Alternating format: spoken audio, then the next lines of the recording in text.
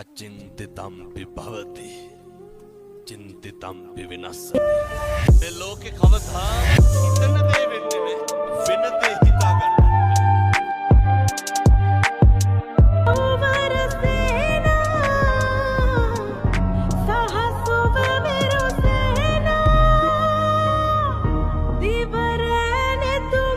තවම කොල්ලෝ කිල්ලනවා ගාලා මතර පැත්තේ බෝට්ටු අයිතිකාරයෝ ඕන තරම් ඉන්නවා මචං බෝට්ටු ටිකක් අරන් වරෙල්ලා උසකින්නට බත් ටිකක් කවන්න පුළුවන් වෙනද කැම ටික දාන්න පුළුවන් වෙනද බෝට්ටු ටිකක් අරන් වරලා හොඳ ඒ දිස්ත්‍රික්ක රැසක ගංගතුර තත්ත්වයන් වාර්තා වෙනවා. මෙච්චර මේ රට දෙයක් වෙලා තියෙද්දි ඇයි බං hina වෙන්නේ? උඹට පොඩ්ඩක්වත් දුක නැද්ද? නෑ බං ඇත්තටම මා රවුල් ඒත් සතුටු හිතන දේවලුත් තියෙනවා බං. ඒ මොනවාද බං? වෙනද දෙකට තුනට බෙදලා මරාගත්තට මගේ රටේ මිනිස්සුන්ට තියෙන්නේ උණු වෙන ලස්සන හදවත් බං.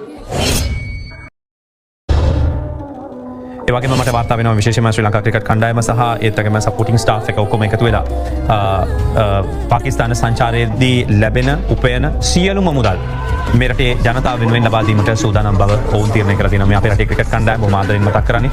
ඉතින් ඔවුන් රටේ කණ්ඩායම විදිහට මේ ගත්ත තීරණය සම්බන්ධයෙන් අපිට තාමත් ස්තුතිපූර්වක විය යුතුයි ඔවුන් පිළිබඳව.